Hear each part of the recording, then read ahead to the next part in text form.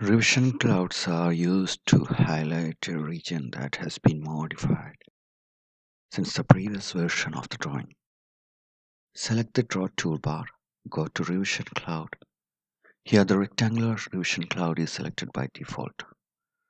Just select the two corners of the rectangle to form the revision cloud.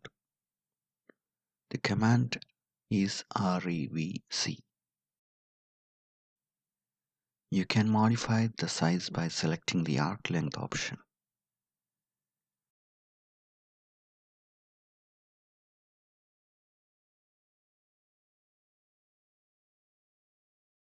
If you select the freehand option, you can draw a closed revision cloud in any shape you want.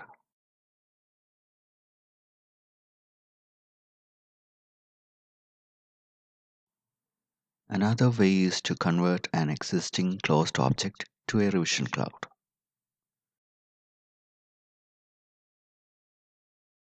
For that, type the command and select the object option.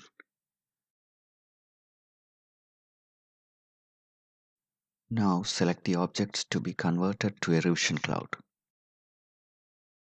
While selecting the object, we will see an option to reverse direction.